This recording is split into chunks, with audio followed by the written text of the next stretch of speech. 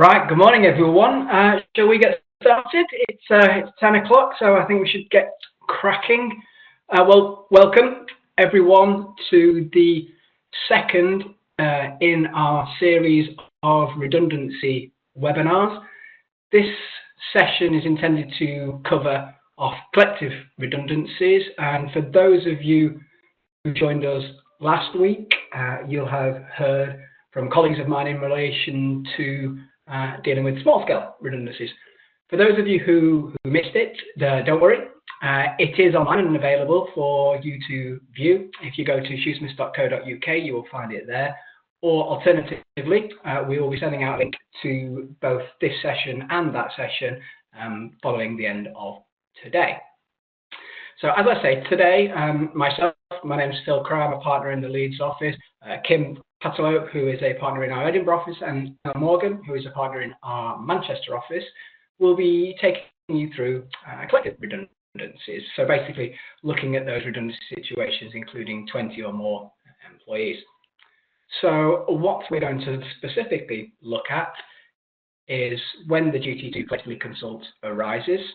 We will talk about the key stages in the process and what that looks like, and deal with some top tips in relation to how you can make that process as successful as possible. You will hopefully see from the side panel on your screens that there is a section for questions. By all means, ask us questions throughout the session, and we will attempt to answer those when appropriate. Or if not, we have set aside 15 minutes at the end of the session to deal with any questions that you might have. So by all means, feel free to ask us anything that you feel is appropriate. Okay, without further ado, we will crack on with the session. Over to Kim. Thanks, Phil. So we're talking about when collective consultation arises. We've got the fairly tortuous definition that appears before you on the screen there. But what this boils down to is where we're proposing to dismiss 20 or more people in a 90-day period at one establishment, then you must collectively consult with appropriate representatives. So you'll see within the definition that we've underlined key terms or key words, and we're going to cover those off in a bit of detail during our session today. So I have the joy of talking about the first of those, which is talking about when you are proposing 20 or more redundancies at one establishment within the 90-day period. So when is a proposal a proposal? There's lots of case law on this that's been going on for quite some time now, but effectively we now have a little bit more clarity in relation to direction of travel. Within UK law, we've gone for the word proposal, whereas the EU directive that we were meant to embrace fully speaks about contemplating instead, and that may be where some of the confusion has arisen. But effectively what we mean by proposal is it's something that's more than a mere possibility. It's more than a twinkle in the eye of an idea, but it's something that's less than a decision. Because if you think about it, if you've made your decision already, then how can you possibly consult with the reps meaningfully? Because effectively, you've already made your decision, and therefore you're presenting a fait accompli. Now, it may be that you're thinking about alternatives. One example might be, are you going to inject another investment into a site or location, or are you going to go in a different direction and potentially make some redundancies? Now, while you've got these two alternatives that you are considering, nonetheless, if you decide not to make that cash injection, then that will mean redundancies are on the cards. And therefore, when you are considering alternatives, you technically have reached the proposal stage and you should be going into collective consultation. So, are the following at the proposal stage or not? What about a planned restructure that still needs to be approved by the board? Just because you haven't had sign-off from the board yet, and if you think about it, once you've had sign-off, then potentially again, you're heading into fait accompli territory. A planned restructure where you're putting it before the board for a decision really has triggered the proposal and is where you ought to be consulting with the employee reps. What about the second example there of putting the business up for sale, knowing that closure is inevitable if no buyer is found? Again, you have reached the proposal stage and you ought to be consulting with reps.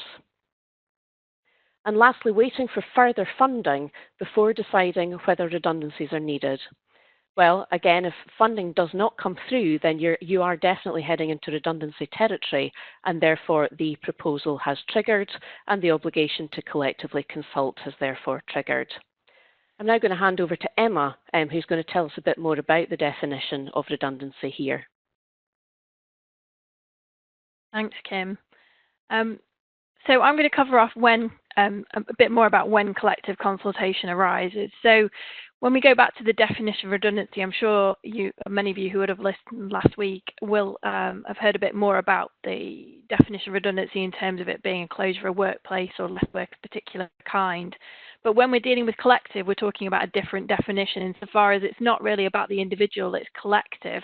So it's a much wider definition, and it covers not just traditionally what we think of as a redundancy, but more in the context of things like some of the substantial reason dismissal in the context of dismissal and re-engagement. So it's really important to understand and appreciate that when you're going through large-scale changes to contracts of employment, where in effect you're asking people to agree to the change and they don't, that you may well be in collective consultation territory depending on your numbers, because it eventually results in a dismissal and there are more than 20 of those, even though you might be seeking to re-engage them, that would trigger collective consultation. So it's a much wider definition. It's not just about what you individually understand to be redundancy.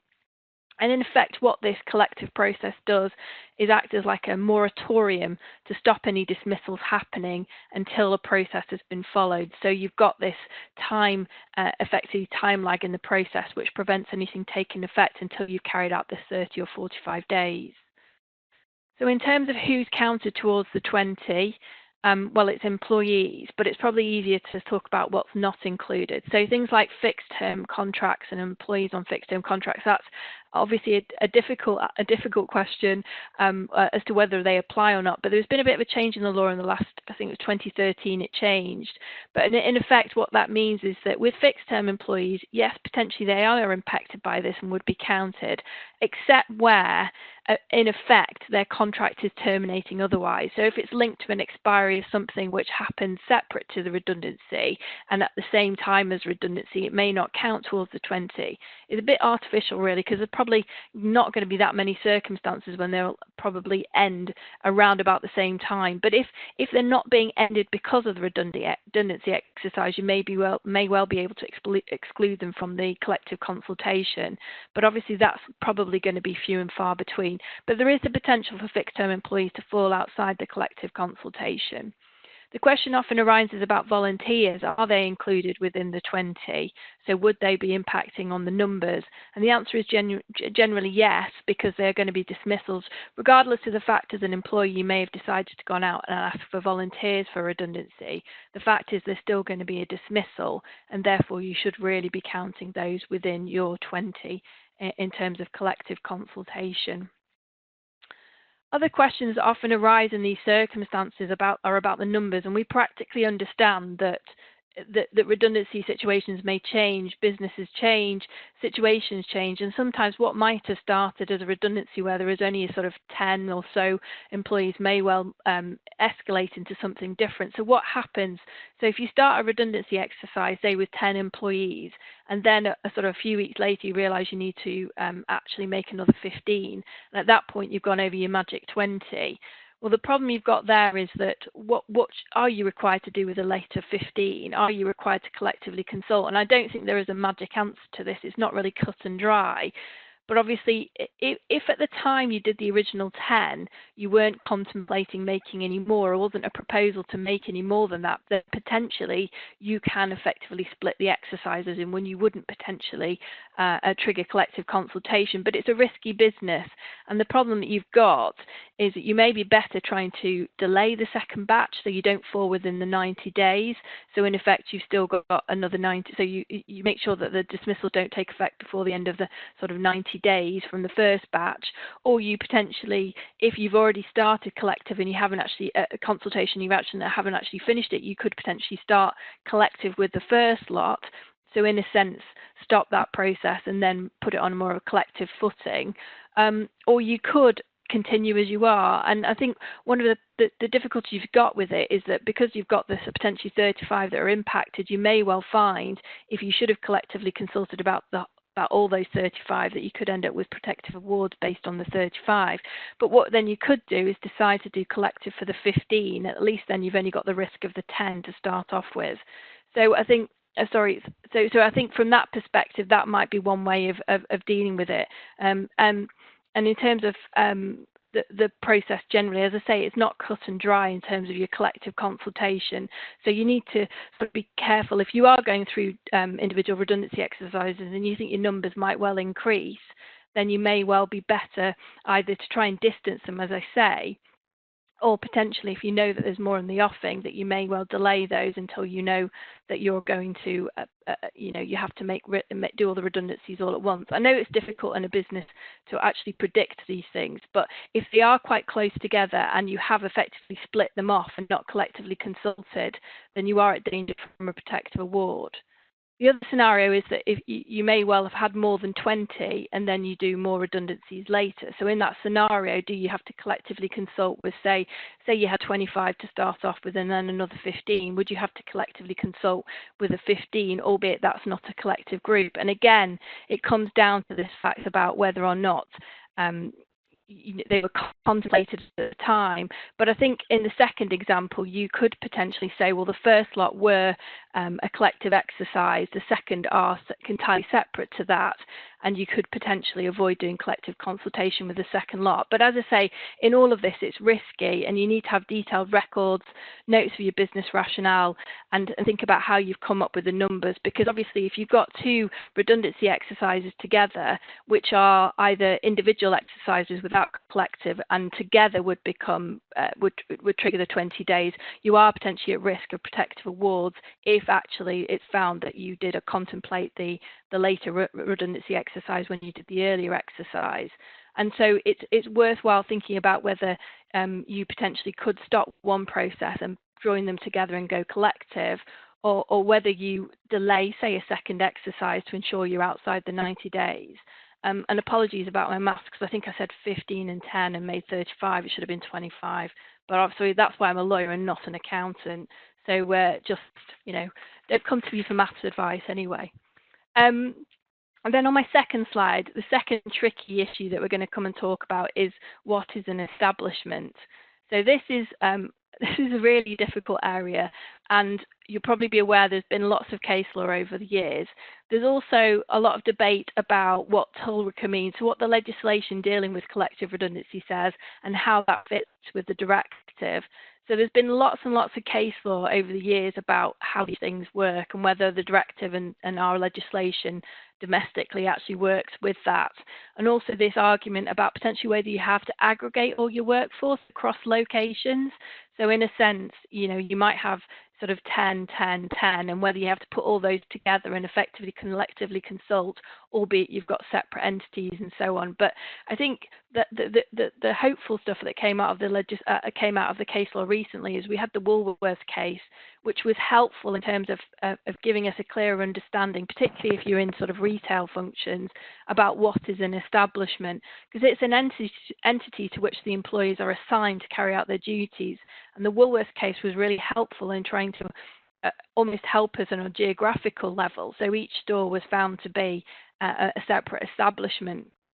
And looking at some of the case law and how we come to that point, a lot of the case law talked about where the employees are assigned and looked at sort of whether there was a distinct entity, whether there was a certain degree of permanence or stability, whether it was one where there was a performance of more than one task, which had its own workforce, technical means and organisational structure. But what the case law also said was it didn't need to have its own legal, economic, financial, administrative or technological autonomy, or a management that could in effect carry out a collective consultation, or necessarily geographical separation. So in the Woolworths case, there was a massive exposure potentially because there were lots of different stores that were closed down and no collective consultation was carried out. But what they found that was each store was a separate establishment, which was effectively a local employment unit. It was easy to see from the example how the employees were assigned to particular stores, and it gave us some helpful understanding as to what would happen in those situations, and particularly if you're in a logistics, hotel, restaurants, depots, those kind of scenarios, that you could effectively treat those as separate establishments. And it's always still the case, even if you had, although you've got employees at one location, if they are separate group companies, or then they could potentially be separate establishments. But if they're in one location, it tends to be obviously that you're looking at one establishment. But it is a really tricky area. And the other thing to bear in mind is it's sometimes very fact specific. So when we look at sort of employees who might be working across multiple sites or may not have their own site, so you may have a regional sales force that's based in, you know, different regions of the UK. And what you might have to think about in those situations is not necessarily where they're assigned, because they may not have a particular office that are assigned to, and a region in itself couldn't be a separate establishment. But what you might have to look at is the function that they do, or the organisation, because there's case law that suggests that where you've got a sort of national sales force that might be based in different places, that you may have to do a redundancy based on that function or that organisation, because otherwise it just doesn't make sense to do it any other way. And a separate question arises about home workers. Well, how do you deal with home workers? You can't really establish that someone at their own home is necessarily an establishment, but they may well be assigned to a particular office. They may rarely go there, but it might be the most appropriate thing to do in terms of how you're dealing with your workforce, that although that people are working at home, and that we're talking about permanently, not temporarily as we are now, but potentially them being assigned to that office might be the most logical way of establishing they are part of that establishment. But as I say, it is still very fact specific, and you can find different decisions based on similar facts. So you have to think very carefully about when you're doing your establishments, and look at actually not just geographically, but more to do with the functionality and the organisation to determine effectively where that worker might well be assigned. So I think the Woolworths case is helpful, but in itself, it's not just, you know, well, this is always going to be the case. I think you need to think very carefully about your establishments and document how you've come up with your decision making in those situations. And then coming on to appropriate representatives. So if you're collectively consulting, if you recognise a trade union, then you would generally be speaking to trade union representatives. However, if they're only recognised in certain parts of the business, or for affected employees in certain bargaining units, it may be that you may also need elected employee representatives, or if you don't have a trade union at all, then you would be looking to elect employee representative, or as I said, a combination of both. So you've got those three potential options in terms of your representatives. If you haven't got a trade union, you'll be potentially looking to elect representatives. In some cases, you may already have a body which is set up of employee representatives to do collective redundancy exercises, but you obviously need to be careful that that is part of their functionality. And if you're not sure, or it was elected some time ago, you may be safer to start electing representatives again and basically go through a fresh process rather than trying to risk a protective award. In terms of all of this, and I think time is certainly a question that's come up a lot in the course of the questions that were posed before we did this session, but you know, how can we speed things up and things like that? Well, I think the election of representatives, if you've already got trade union in place, obviously that means that's already done. But if you don't already have reps in place, it does take time to elect them, and obviously that needs to be built into your time frame. So you're already on your 30 or your 45 days, but on top of that, you've got to factor in your representatives, an election of those, and that can take some time. So it just needs to make sure that you factor all of that in when you're putting all your plans together. And I'm now going to hand over to Phil again, who's going to talk about the key stages of the collective process. Excellent, thank you. So stage one is obviously to put the employees on notice that we propose to make the redundancies across the business. So what does warning the employees look like? So this is really our announcement stage, where we will get the employees together, set set out our business case for the proposed redundancy exercise and explain to them how that process will work. So to coin a phrase, to set a roadmap taking us from the proposal to potentially the ultimate dismissal of a population of the workforce by reason of redundancy. It's also important, just picking up on Emma's point in relation to representatives, that at this stage to set out the position in relation to employee representatives, whether that is trade union representatives, a standing workforce body, or the fact that we are going to have to nominate and elect representatives for the purposes of this specific consultation exercise. And also at this stage, I would advise certainly setting out where possible, because these things can vary and change as the process rumbles on, but setting out where possible a timetable of expectations, of milestones as to what we expect and when we expect certain things to happen during the redundancy process. And also at this stage, it's an opportunity, if this works for your particular business exercise, to request volunteers. It's great industrial practice to do that, and it also helps potentially in relation to staving off any claims that the redundancy process was unfair, because if we have volunteers, that helps to negate that argument. But as Emma says, it doesn't necessarily get us out of the collective consultations obligations altogether, but it is a good and sensible thing to be doing at the outset if that works for your particular exercise. So the second key milestone really is to deal with, if we haven't got a standing workforce body or a trade union in place, the appointment of elected or nominated representatives. So Emma's touched on what appropriate representatives are, but I thought I'd just touch on what appropriate representatives of affected employees are, because this is something which is quite often overlooked. These representatives have to affect all employees affected by the process, and that includes those employees who are affected such that they may potentially be dismissed by reason of redundancy, but also those employees who will be affected by measures taken as a result of the dismissals, as a result of the process itself. So even if these employees aren't going to be dismissed, if, for example, there's going to be a change in reporting line, or a change in working hours, or a change in processes following the redundancy exercise, those employees are also affected by this process and should have a representative body representing them during the consultation process. So just to, again, touching on representatives, it can be for the business to determine the number of representatives that they feel is appropriate for their affected employees. And it can be for the business to determine from what area of the business those representatives come. So for example, if we have a business which has an office, a warehouse, and a logistics function, it may be that we deem that 3 representatives are appropriate, 1 from the office, 1 from the warehouse, and 1 from the logistics function. And then we can seek nominations for those individuals from the affected population. If, for example, we have 3 nominations in an ideal world, this often never happens, but looking on the bright side, if we have 3 nominations for 3 positions, fantastic. We can appoint those representatives straight into those positions. If not, as Emma said, we're going to have a secret ballot to determine whom is the appropriate representative from a population of nominees.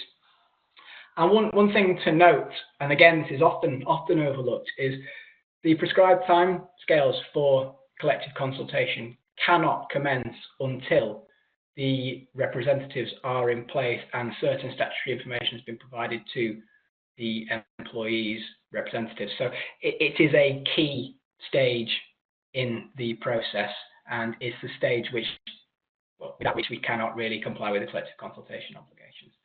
So once that process has taken place, the next milestone really is to provide that information, that statutory information, to those elected representatives. I will come on to explain what specific prescribed information needs to be provided, but again, just be aware that that is something which must happen before the time limit effectively can start to run. Next is the submission of the HR1 form. And when I started in this job, the HR1 form, which is effectively a form which needs to go to the Secretary of State explaining that there is a proposal to dismiss 20 or more individuals from a particular establishment by reason of redundancy. It used to go to the DTI, then that changed, and now it has to go to the BEIS, which I had to look up, if I confess, which I understand is now the Business Energy Industrial Strategy Department. So that is where the HR1 form needs to be submitted to. It is in a prescribed form, so it should be relatively straightforward to complete. But again, as with all things collective consultation, there are specific and exact information requirements which need to be completed in this form. And again, I'll come on to just touch on what those look like. So once we have all our preparatory steps in place, we can move on to actually the meat of the exercise and begin our consultation with our representatives. Again, we'll look at minimum timescales in the remainder of the session, but this is really where the hard work begins in relation to putting your proposals to the representatives, garnering their feedback, considering the points they made, and really answering any questions or queries that they might have during that collective period. Collective consultation is a requirement. Collective consultation, we'll look at, comes with penalties if we fail to do that. But collective consultation in itself isn't a get-out-of-jail-free card in relation to potential unfair dismissals of individuals by reason of redundancy, subject to their termination. So it's key that whilst we do engage in collective consultation and make sure we don't fall foul of a protected award penalty, that we also, during this process, engage with individual consultation with each of the affected employees, particularly those who are going to be terminated by reason of redundancy as part of this process. So moving on to look at the specifics of the HR1 form. So what information has to go into the HR1? And it's not rocket science. It's relatively straightforward. It's relatively sensible. But this is a key document, which, as I say, goes to the Secretary of State, and it's also a key document which needs to be provided to the employee representatives. And it's also a key document which may be used in evidence should any employee make an unfair dismissal claim or protective award claim at the end of the process. So whilst it's in a prescribed form, it is really important that we get it right and we give it appropriate consideration and we make sure the information in there is as accurate as can be provided. So what does need to go into that? Well, our details as the employer, our name, address, and the contact details of whom is responsible for this process. An explanation as to the type of business that we are. Details of where the redundancies are proposed to take place, which establishment, as Emma has described to us. Timescales. So this is why it's important at the outset to have our plan in place. So proposed timings of both the first and last termination by reason of redundancy. That may or may not be on the same day, but if it's a staged process, we have to say when the first is and also when the last is. If we're applying any selection criteria, this needs to be set out in the HR1 form. Also, we need to explain the number of employees that we have across the business and the number of employees who we propose to dismiss across the business or in particular establishments. We need to flag whether or not we intend to close the business or keep the business open following the redundancy exercise, and also flag the reason why we have engaged in the redundancy process. And finally, we have to provide details of the consultation plan, which includes the names of our employee representatives. So again, it's important that we have the representatives in place as early as possible, because without that, we cannot complete our HR1 and we can't comply with our statutory obligations. And the reason why it isn't, not only the evidential reasons which I spoke about earlier, but the reason why it's important that we get this right is there are criminal penalties for getting it wrong and or not completing a HR1. And this used to be a fine of up to £5,000, but unfortunately for us, the fine system has been changed and it is now potentially an uncapped fine failing to provide a HR1 or providing an insufficient HR1. So it is a key document for a number of reasons, not least the criminal penalty that it attracts. So when does the form need to be sent? So very, very similar to the collective consultation prescribed time limits. If we are proposing to dismiss by reason of redundancy between 20 and 99 employees, then the HR1 needs to be submitted at least 30 days prior to the first dismissal. If we are intended to dismiss 100 or more employees, then the HR1 needs to be submitted at least 45 days prior to the first dismissal. So it's potentially a document that you can do or submit contemporaneously with the commencement of or the provision of statutory information to employer representatives when that starts your time limits running for statutory consultation under the TLRCA regulations. It doesn't necessarily have to be, but that is a sensible, practical time to get it done. So moving on to the information which needs to be provided to employee representatives to start the collective consultation time limits run. Well, very, very similarly to the HR1, really, we need to set out the reasons for the proposed redundancy, which we should already have done in our announcement in any event, so it shouldn't be too particularly difficult to do. Describe the number and roles of those employees who are affected. Explain the total number of employees who are explained at any given establishment. Set out, where reasonably possible, the selection method we intend to use. Again, set our roadmap for the proposed redundancy procedure. Explain how redundancy pay would be calculated, whether that's statutory redundancy pay or if you as an employer have an enhanced redundancy scheme, provide an explanation as to how that works, and also clarify how many agency workers we have within the business. So this information, as I say, has to be provided before the time limits commence in relation to collective consultation, and it must be provided to the employee representatives in a written form. That may be an email, a letter, but it has to be in writing. Okay. We've had a few questions in, Phil, that I think might be worth just covering off at this point. So one of them, which is an interesting question, I think, is whether the HR1 form is available to the media or the public. So my understanding is it just goes, as you say, to BEIS. It's not something that has to be published anywhere. So it wouldn't be seen by anyone other than it ought to be sent to the employee reps, so they will have a copy of it. So obviously you need to make sure that they understand it's a confidential document for their use as a rep. So it shouldn't become available to the media or the public unless there is some dispute down the line and it becomes part of the evidence before the tribunal claim. Would you agree with that?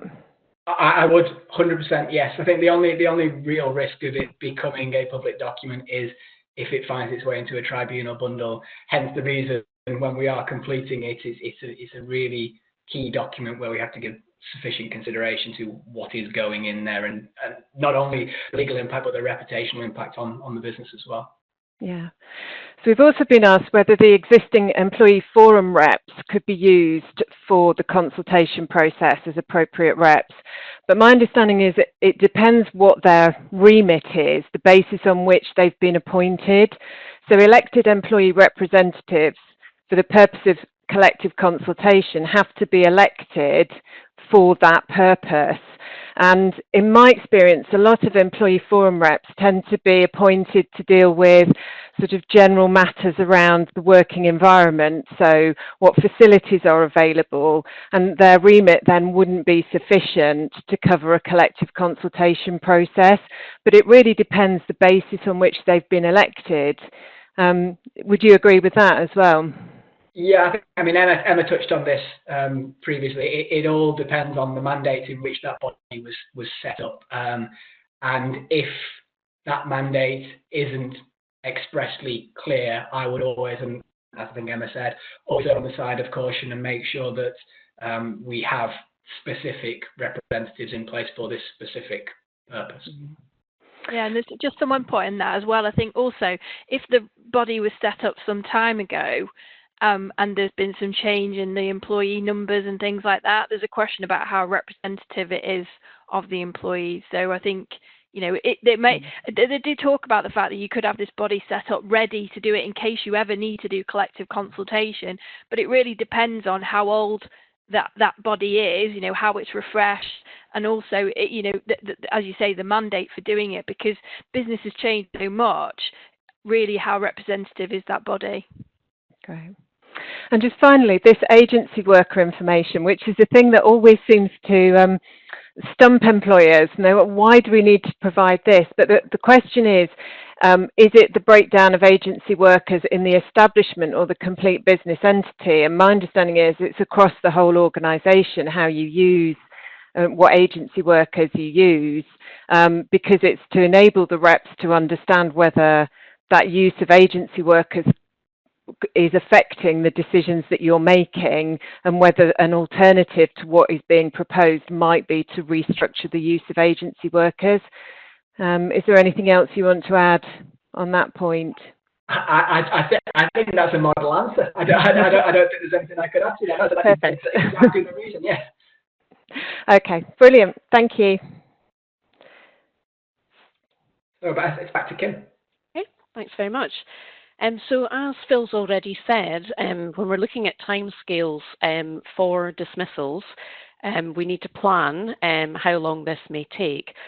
Excuse me. And where we're proposing to make 20 to 99 employees redundant, it's a 30-day minimum timescale. And for those where it's 100 or more employees, it's a 45-day timescale. And we've spoken quite a lot about timescales and planning different parts of the process. I think it's probably helpful at this point just to touch on the fact that really what you tend to do is you tend to start at the end and work your way back from that. And what I mean by that is often the business will give you a steer in terms of ideally when they want the redundancies to take effect, when the dismissals will take effect. So let's say that they're saying, well, really by July we need to have sorted this out. What you would then do is work from July, work back the way, building in the period for collective consultation, building in a period for individual consultation, and building in a period, as we said right at the beginning, for the election of employee reps if we don't currently have them in situ or we don't have trade union representatives in situ. And at that point, you start to realise, do I have enough time to achieve this, or do I have to manage the expectations of the business? So before we embark on one of these collective consultation processes, we're probably looking to start at the ideal endpoint and work back the way to see if we've got sufficient time for that. And one of the other things I just want to mention is that I think it's going to be tricky this time around, and I will come on to furlough, etc., just in a moment. But I think rather than planning just to dust off a programme perhaps that you've done in the past, I think we do need to think about things in a slightly different way in terms of how we communicate with people, because a lot of us are working from home at the moment. How do we build in meetings? How can technology help us, and so on? So I'm going to come on to talk about that in a moment, but I think it would be prudent to plan a little bit at the beginning for the technology aspect, the communication aspect, perhaps in a way that we've not been used to in the past. The reason why we've not been used to this in the past is because normally we're in a workplace and it's fairly easy to call a meeting or to call someone at home. But now potentially we've got vast amounts of people not currently in their actual workplace. We need to think about that and build in time to properly plan for that. But as part of this planning, starting at the end, working our way back, we have to take into account that we're factoring in a period of 30 or 45 days before the dismissal takes effect to allow the collective consultation to take place. So what are we actually going to be talking to the representatives about? This is not the case of presenting the fait accompli, as I've said already, and it's not the case of simply providing information. Really what we're going to be doing with the reps is talking to them and consulting with them about ways to avoid the dismissals completely, if that is going to be possible, ways to reduce the numbers of employees potentially being dismissed, and ways to mitigate the consequences of those dismissals. And all of these bullet points, avoiding, reducing and mitigating, are with a view to reaching agreement with the representatives if that's going to be possible. So this is not a one-way communication process. This is a two-way dialogue, effectively rolling up your sleeves and working together to see if you can achieve either avoiding, reducing or mitigating the effects of the dismissals. And a word of caution I want to say just at this point is that having done this many times before, representatives want to go straight to the end bullet point there. They want to look at mitigating the consequences of the dismissal, and they want to look at what's the money, how much money will the employees get if they are made redundant. And that's fine if they want to talk about that, but what you as employers need to do is circle back always in each of the consultation meetings that you have to make sure that you have covered off the other bullet points, avoiding and reducing the numbers of employees dismissed. It is possible the reps will have nothing to say on these points, and that's okay. But potentially what you're trying to demonstrate is that during the meetings, the consultation meetings that you've had, you have created the time and the space and come back to talk about these key points. So, other things you might be talking about during the collective consultation process would always be the things that Phil's spoken about from the HR1, such as what are the proposed redundancy pools and what are the proposed selection criteria. Again, at this point, I just want to say that the magic word to use throughout this process is proposal. Phil knew I was going to say that. I can see him smiling already.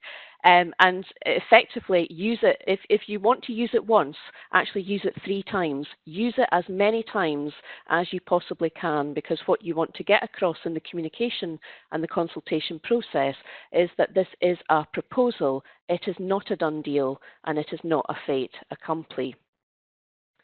So, do you need to consult about the proposal, or do you only need to consult about its impact?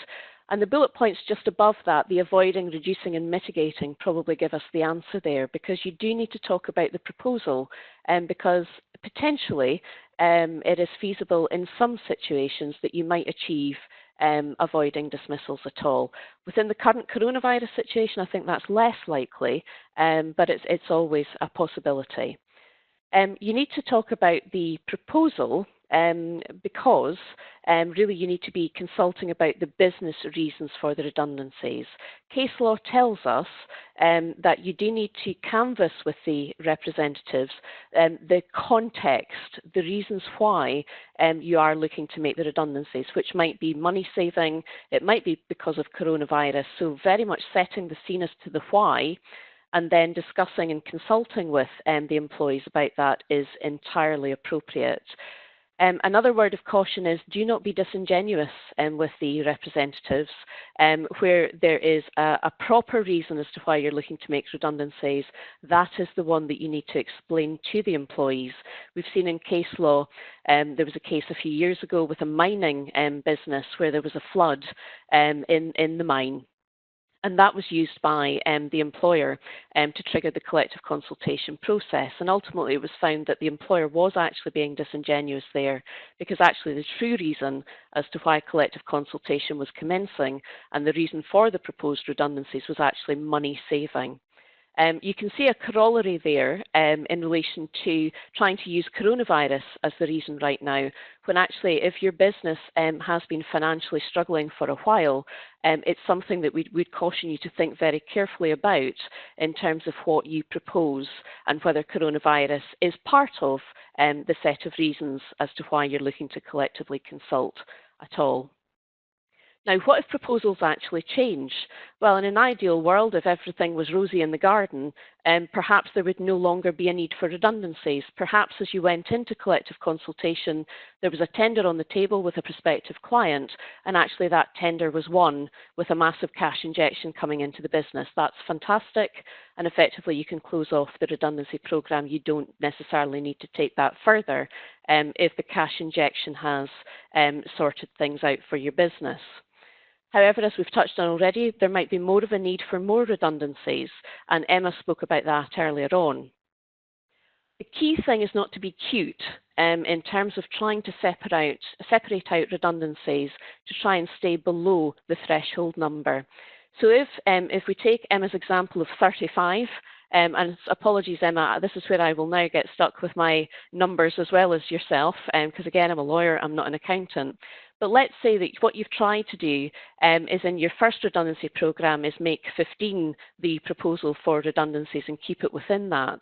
If ultimately the 35 was one programme and what you've tried to do is be cute to keep it under the threshold to trigger collective consultation, what I would say to you is that employment tribunals for many, many years have been very sophisticated about looking at that when it comes before them in employment tribunals. So, provided you're not trying to, Scottish word, swick your way around collective consultation, you should be fine. And if you can demonstrate that the first programme is not connected with, or there's a different reason as to why the second set of numbers are coming forward, then that will be fine. The last reason I could think of as to why proposals might change is because perhaps the number of 35 during the consultation process reduces down the way. And again, if that's the case, that's fantastic. Now, what if everything's been discussed before the 30 or the 45-day consultation period, that's the collective consultation period, has finished? And again, within the coronavirus world that we live in, you could see that that might be the case. If it is the case, the magic trick is to get it documented and agreed with the employee reps or the union reps that effectively they've covered everything that they want to cover, and there is nothing further that they can think of that they want to cover within the collective consultation framework. And once you have that sign-off, effectively you can start triggering individual consultation with those affected by the redundancies.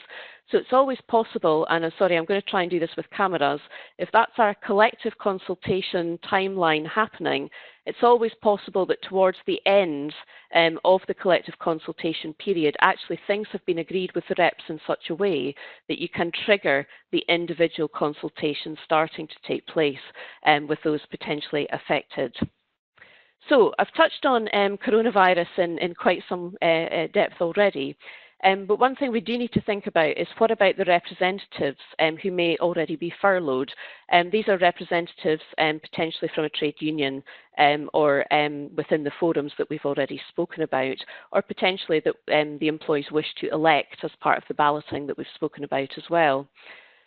So effectively, the government guidance says that employees cannot provide services to or generate revenue for their employer during furlough leave. So the first question is, does this cause us a difficulty here?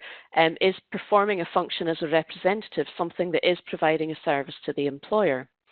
But we also see from the guidance that employees can carry out duties and activities as representatives. There's no further specification of what they mean by that. And employees can be made redundant whilst on furlough leave. So our view is that representatives can indeed perform this function of being consulted with if they are on furlough. But again, is the practicalities around that.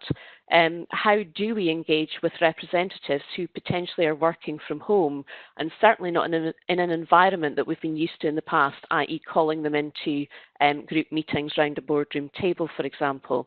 And as I've said already, technology can assist, but again, what happens if the reps are not sophisticated? What happens if they have minimal or no access to technology at home? Again, that lends itself to having to build in more time right at the beginning of planning the timetable for this programme to take account of these logistics. Another thing to think about is what happens if the reps don't have English as their first language. What if they're juggling disabilities, or what about juggling childcare responsibilities as well? So again, a lot of thought is probably going to have to be taken into account in the planning stages. So back over to Emma. Thanks, Kim. Okay, so I am now going to cover off remedies and defences.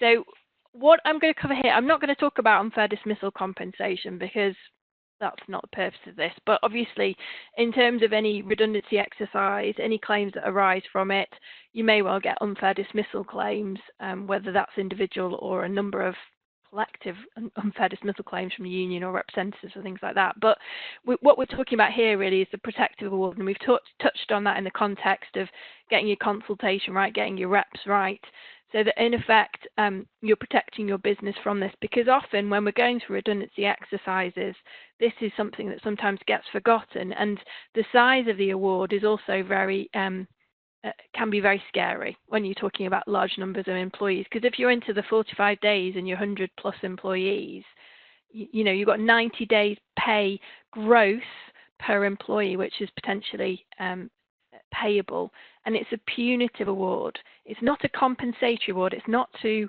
it's not a loss. It's not representative loss. It's actually a punitive award against the employer for getting this wrong.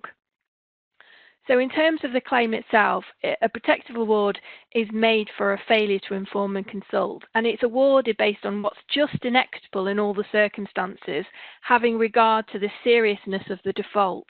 So again, it's about this seriousness, it's about default, it's about getting something wrong, whether that's not doing anything at all, or whether that's doing a bit of it, or maybe just having, you know, a minimal breach in the process. But potentially you're looking at 90 days pay gross per employee, so that is a really big sum of money if you're talking about 100 plus employees particularly.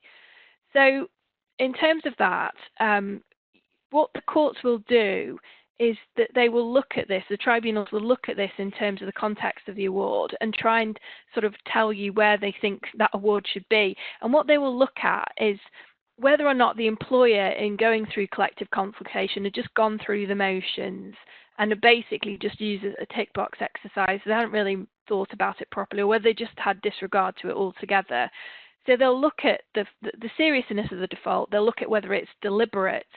They'll look at actually things like whether they did it at all, and if they did do it, whether, you know, how well they did it. And if you haven't done it at all, they'll look at whether there are any mitigatory factors, and that's when they'll come on to things like the special circumstances defence. But it really is about a sanction for you failing to do something properly, whether that's deliberate or whether it's because there were problems with the process because the trade union wouldn't cooperate or things like that. So to give you an idea of some of the awards, there's been some cases where there was a 30-day pay award per employee made where a trade union wouldn't cooperate. There was 45 days where information wasn't given on agency workers, 60 days where the business, I think there was some element of collective consultation, but if they'd done it, this was in the days where you had 90 days rather than 45, but there was an element of if it continued in that way, the business would have gone insolvent. So there was a discount for the fact that they sort of cut the consultation short, basically. But a lot of them are talking about 90-day awards where they've misled the trade union, where there's been no consultation award, and they tend to be on the harsh end. There aren't many smaller awards. It really is 90 days, and then we'll kind of chip away at that and bring it down. It's not like, well, you might get 30 days if you do this. It's 90 days, and then you look at the mitigatory factors and they bring it down. So you need to think about it as a kind of 90-day penalty rather than, well, you might get 30. It really is 90 days, and then they'll look at whether it can be brought down by any mitigatory factors. And the other thing to think about in all of this, if you don't do it or there's reason why you can't do it, there is a special circumstances defence available. However, it talks about something which must be out of the ordinary. And I think in the whole time I've been practicing, I haven't ever been able to successfully be able to argue this. Because I remember in my very naive junior days, I was dealing with a collective redundancy exercise where there was some kind of insolvency situation. And I was drafting the ET3 and said to my supervisor, oh, well, surely we can run the special circumstances defence. And I was almost laughed at because there aren't really many cases on it.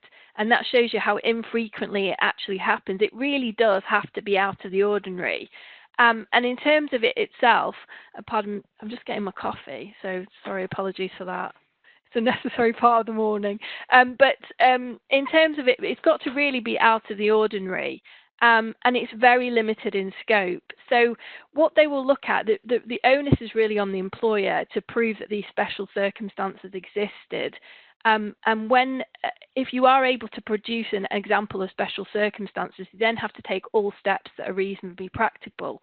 So things like insolvency in itself is not going to be special circumstances, albeit that there may be something in the course of those events which mean that you can get an element of special circumstances, but insolvency in itself is not going to be.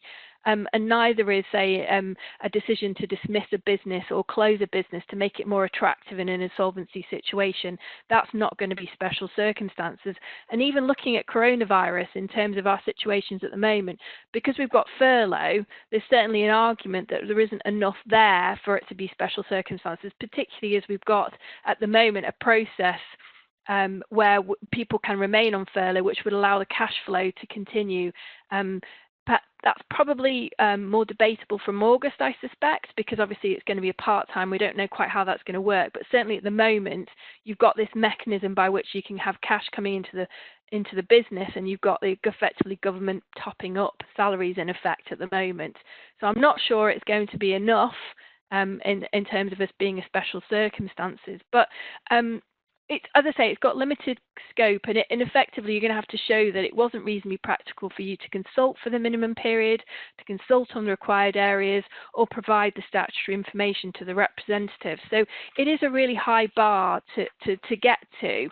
And certainly in the cases that we've looked at and in the situation, even if you've got that, you've got to do something towards this collective consultation process. So you've got to actually find and show that you've done something, whether that's, you know, some form of consultation. Because there was an example given of a case where a construction company was given sort of 3 days to shut one of its sites, and they pleaded special circumstances, and they said, well, yes, potentially it would be. However, you didn't do anything in response to that. And what you could have done was basically decided who was impacted, decided how many were impacted, discussed with those and look at steps to mitigate it, particularly as they had another construction site potentially workers could have gone across to.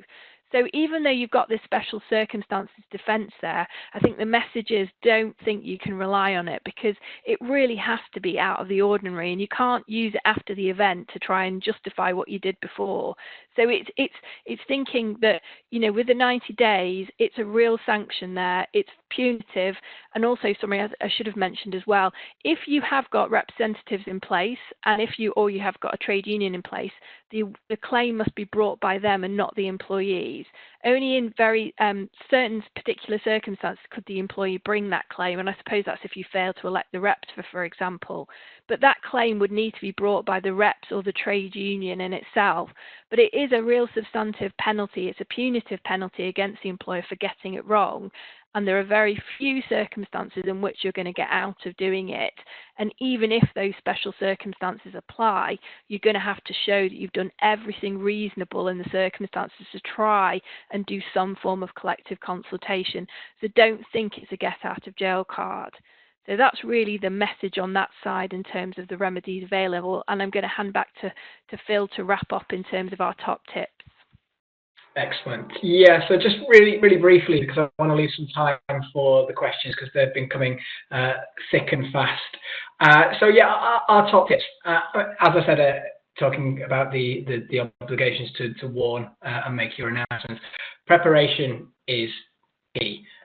Before you start any redundancy process, particularly one affecting such a large number of employees, it is really important to have all your ducks in a row, to have a sound and reasoned and evidenced business case as to why the proposal is being made, and also a plan, and this may flex, but at least a plan in relation to a timetable as to how we're going to get from proposal to implementation, if indeed we get there, subject to what comes up in consultation. Make consultation meaningful. It can be hard, and I have many employers phone me to complain, not even ask advice, just complain about the difficulties they have dealing with employee representatives. But they are there for a reason. It is important to listen to what they say, to take on board any challenges, any questions, any suggestions for alternatives that they make. And that doesn't necessarily mean we have to agree. And in many, many cases, we don't.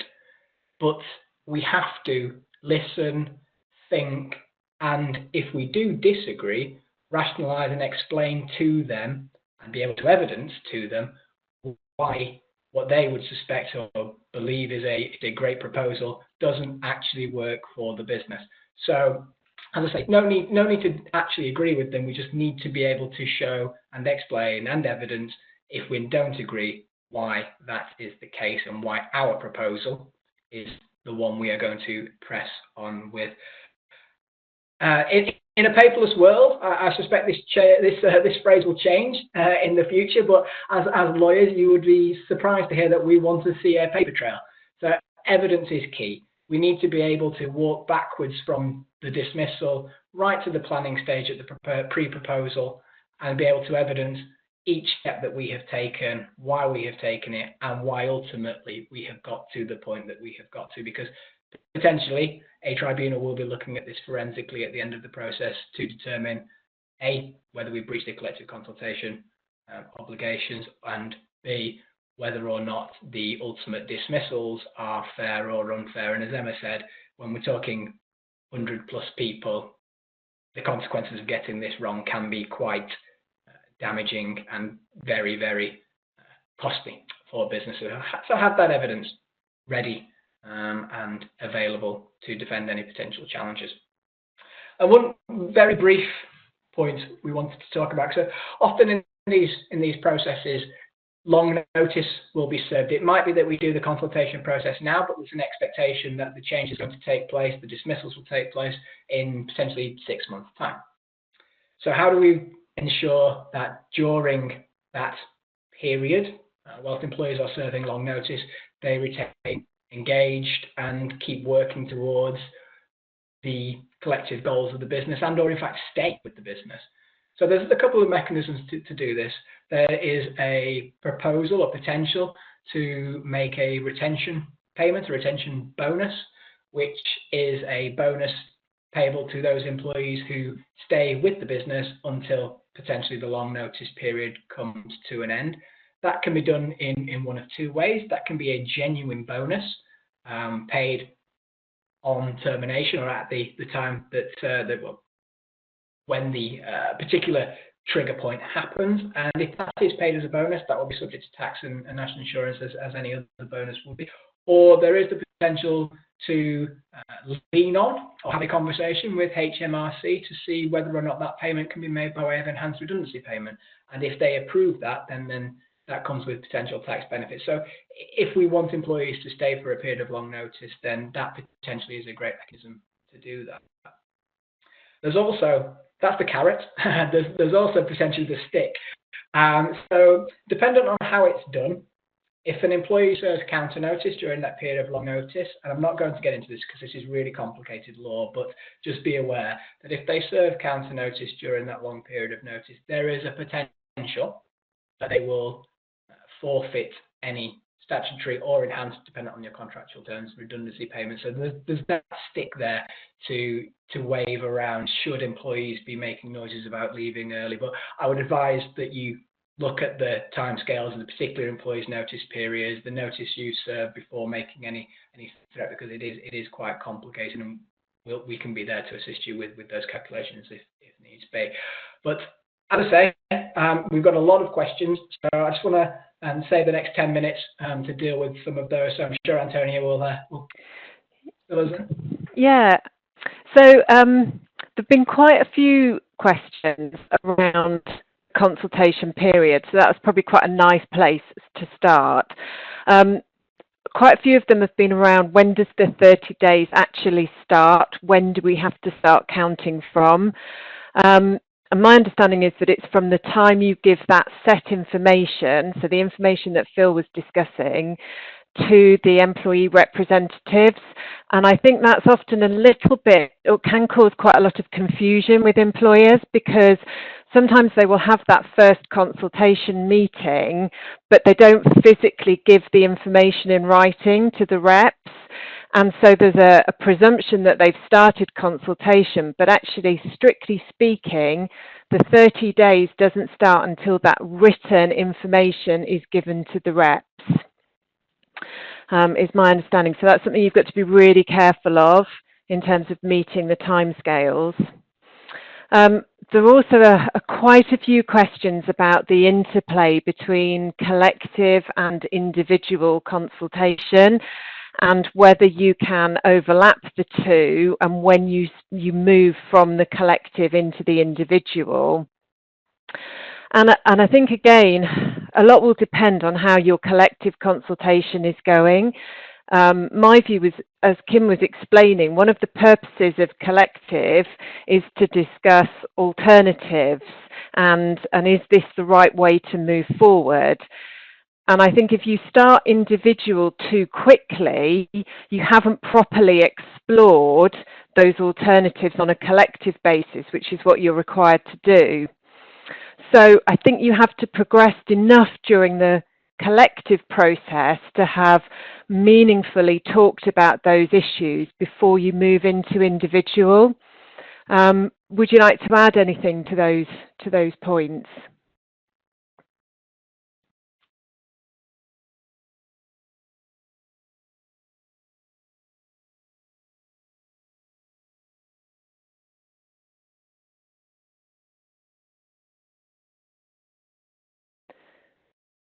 I think we've lost Kim. I think she might be on mute. I imagine it was a fantastic answer there. Just I was on a roll there. Can you hear me now? Yes. Yes, excellent. Gosh, that was a really good answer that we've now lost into the ether.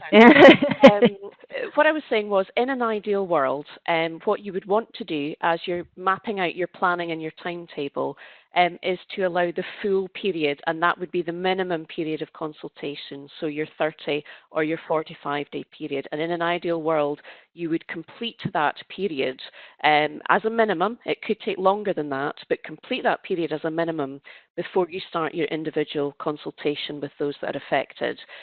However, we're often not living in an ideal world, and as I said already, what we want to do is have the representatives effectively closing out the consultation by agreeing that they've canvassed everything that they needed to canvass. There is nothing further to be said, and that is likely to be very close to in the last few days prior to the collective consultation minimum period coming to an end. So if you were going at it great guns and everything had been discussed and there was nothing else to say, you're probably looking at somewhere between day 20 and 25 is likely to be ballpark where you might be starting to think about, have we done enough?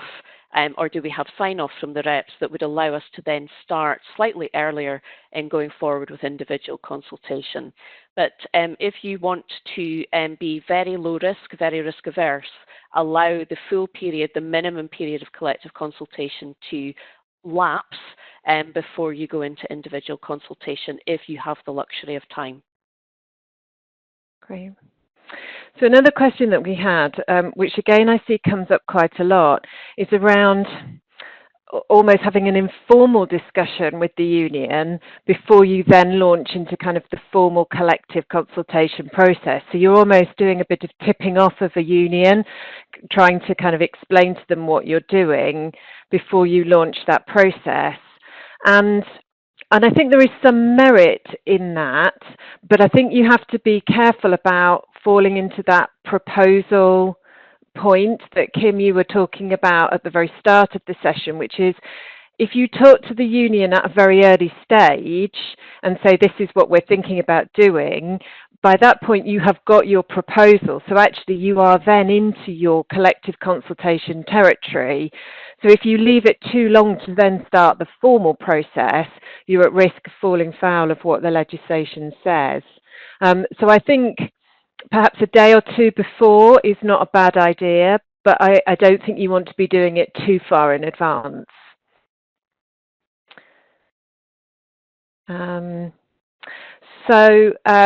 The election process, there's been a question about how long it would take to appoint or to go through an election process for employee reps. In my experience, it tends to be that employees are asked to make the nominations and given a few days in which to think about who they want to nominate, perhaps an opportunity to talk to that person to make sure they want to be nominated, and to put their form in. And then really it's about, as Phil was saying, whether you then get enough nominations to fill all of the positions you've got available or more than enough, in which case you then have to go through an election process. And there are quite strict rules around how the election needs to be carried out. So I think you want to at least plan for a good couple of weeks for that process to take place, just in case you need to go through an election. Would you agree with that?